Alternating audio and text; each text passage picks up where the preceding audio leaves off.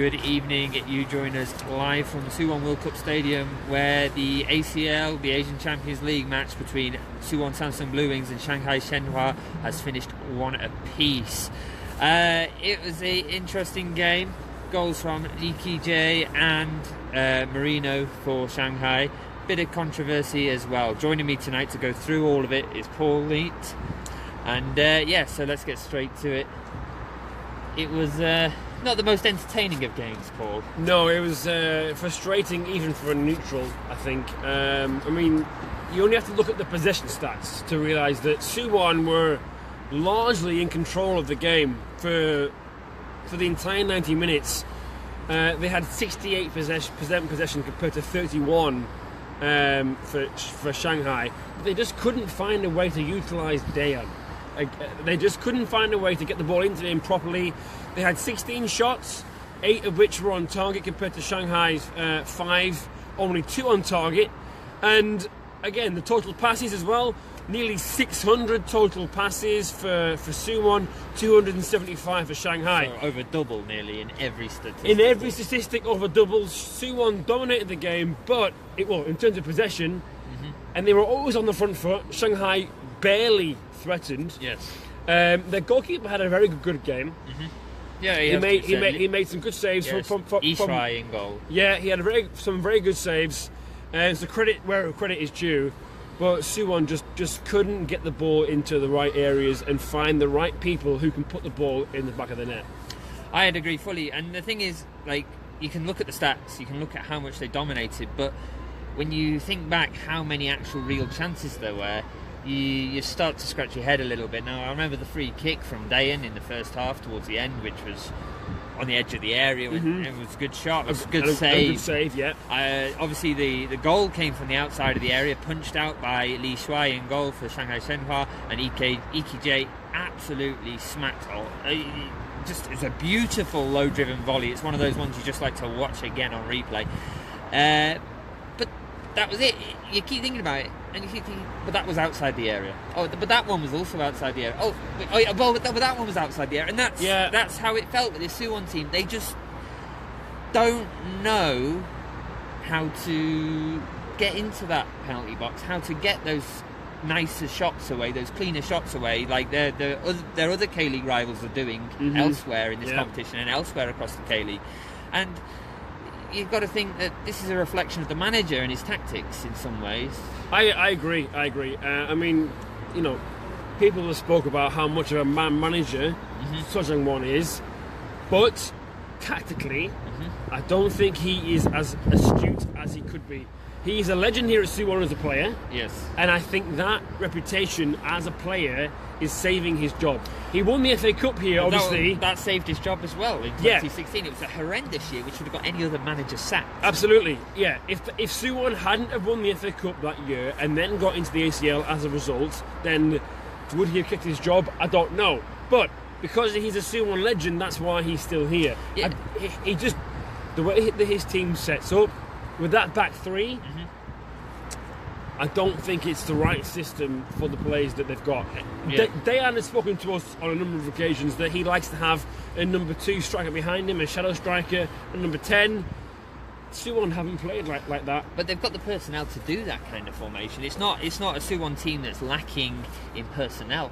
There are the players there that could make that system work, but the manager, he's adamant in his ways. He's adamant in his 3-4-3, and you only need to read a handful of our columnist Scott Whitelock's pieces to know that it's not the way forward at this team. He's been going on week after week with this, and to varying degrees of results. Yeah.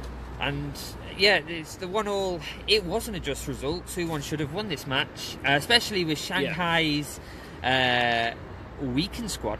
Yeah, it was a weakened squad. They were missing several key players. Their first choice centre-halves were missing. Yeah. Their left-back was missing. Their left-sided midfielder was missing.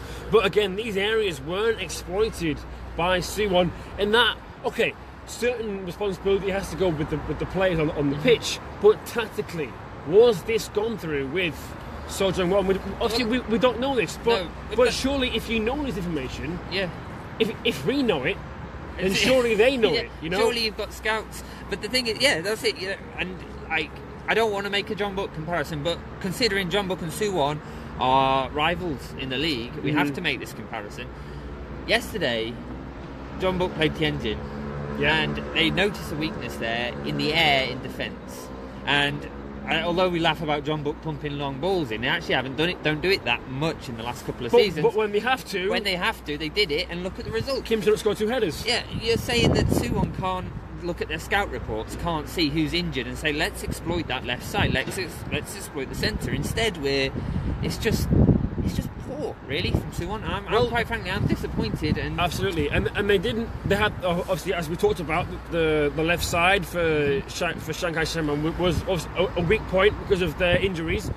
They didn't exploit down the right hand side. Christopher Van didn't get down the right side as we've seen him done in the past, and the areas that you would have ought to have thought that they would have exploited, they didn't do it.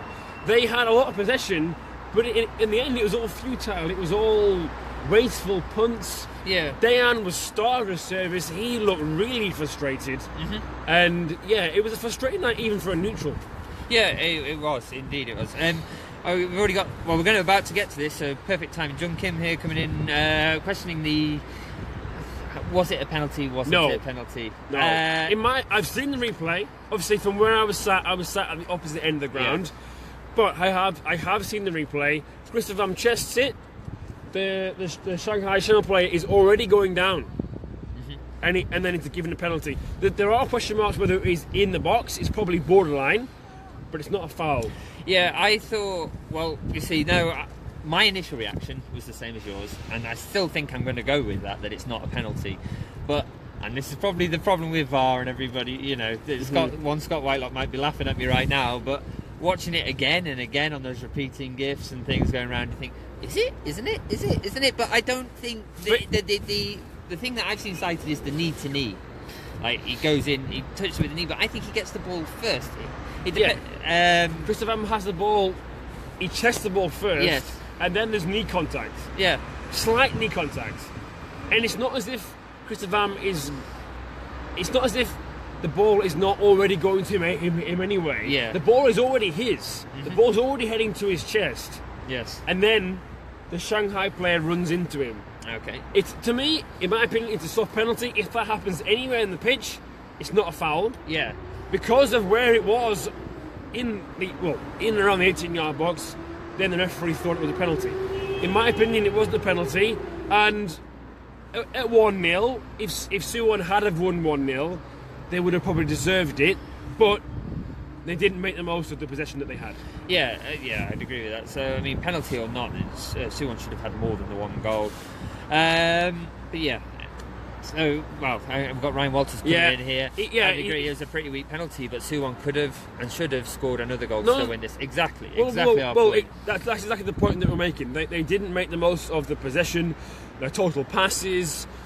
It was like I said, I keep hearing the same word, frustrating. It was a frustrating night, even for a neutral, even for someone watching on from the sidelines who doesn't have any affiliation to Suwon Bluewings.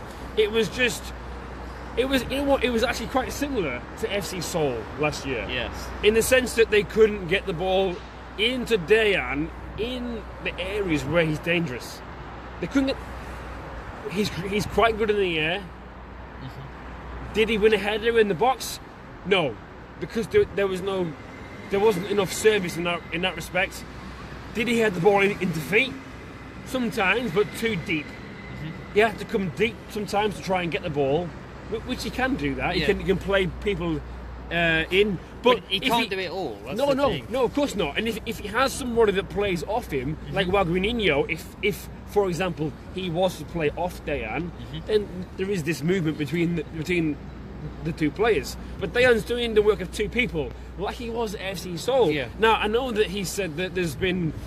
For the better, a lot of differences between Sojin Won and Hwang Sun Hong. Yes.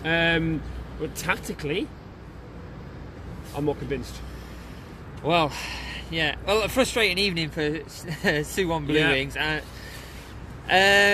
But speaking of the man himself, yeah, we will be having an interview with him later this week. there is still time to get your questions in. Perhaps you want to leave him a question about this match, but please don't make him angry for Ryan, because Ryan will be facing him on FIFA. But yeah, so frustrating night all round for the Bluewings. Yeah, I think. In terms of the group stays as it was. Kashima are top of the group because they beat Sydney FC 2-0 away from home, and obviously the draw here tonight means that the group stays the same. So Suwon, they get a pass into the next round. Yeah. Well, the next round of fixtures, but they need to pick up another win. I suppose if you're looking for the slimmest of silver linings here, if Shanghai Shenhua is weakened and they have learned something from tonight, at least in 1 week's time they'll be in Shanghai. So you would think those players for Shanghai, certainly Tao on the left wing, he's definitely not going to be back. The weaknesses will still be there in this Shanghai squad. If the Suwon squad has learned anything from tonight's game, there's a chance to implement their changes next week and try and get that result, even if it's in Shanghai. It'll be a lot more hostile atmosphere than here. Not saying anything against the Bluewings, just in China they do get quite atmospheric at times. That's why we said at the beginning, you have to win your home games, and it's something that Suwon, they fail at crucial moments in the league. They're failing at it again in the ACL. It's really got to be sorted, and the blame lies fully at the manager's feet, in my opinion. I agree. I think tactically he's not as astute as perhaps he should be. He might be a good man management kind of person, but the thing is, last year and the last 2 years he kind of got away with it because they had Jonathan who could produce things from nothing. Dayan is a different kind of striker to Jonathan. I think he's a better all-round player. He's not as selfish, certainly. No, but he got away with it because Jonathan was winning them games from nothing sometimes. Whereas now, he has to find a way to utilise Dayan properly. The 2-0 win away at Sydney, I wouldn't say it was lucky because they dominated the game, but it kind of masks over the fact that they still need to find a way. Because first of all, one goal was a penalty, another goal came from outside the box. Dayan is a typical striker. He will get goals inside the 6-yard box. Find a way to get the ball in those positions. Well, Mastover probably sums up So's managerial career, in my opinion. Well, perhaps. Constantly behind a veil. Anyway, we're going to have to wrap this up, I think, for this evening. It's getting quite dark, and we don't want them to switch the lights off and make it even harder for you to see our beautiful faces. Lovely faces. So we'll just give you a quick recap of what else is happening on the website. We've already mentioned, but we've got Dayan in interview this week. There's still time to get your questions in. Leave them in the comments below here. Leave them in the comments on the actual post itself. You'll find it further down this Facebook page. We're also going to be announcing the winner of our Marian Orsulic shirt at the end of this week. That will be drawn live on our YouTube channel. If you haven't entered that competition, all you have to do is subscribe to our YouTube channel and share the Facebook post. Again, you'll find it a few posts below this one. Suwon travelled to Daegu at the weekend. Based on this performance, how do you see them doing away to Daegu? Away at Daegu, tough place to go. And obviously Daegu lost the Pohang away last week, but I don't know. I mean, Daegu, they lost. Suwon lost in the league. Based on this, I don't know. Maybe a draw. Okay. Yeah, I don't know. Yeah, Daegu missing some key attackers these days. They got quite heavily beaten by Pohang, so we're going to see what will happen there. Anyway, that's all from us tonight. Elsewhere in the Champions League, Ulsan has kicked off against Shanghai's crosstown rival, Shanghai SIPG. That's being played in Shanghai. I don't know the score from that when we were going on air. It not long kicked off. So you can tune over to that if you're after some more football. Otherwise, we'll be back with you. It's 0-0. It's 0-0 still at this time? Yeah. All right. We'll be back with you at the weekend, live from the Seoul World Cup Stadium. All right. Hosu, I'm coming. Okay. Good night. You go first. Oh, all right. You go. Hey, thanks so much for watching. If you liked the video and you want to see some of these in the future, go ahead and click subscribe by hitting the button here, and you can see these faces in the future. Thanks for watching.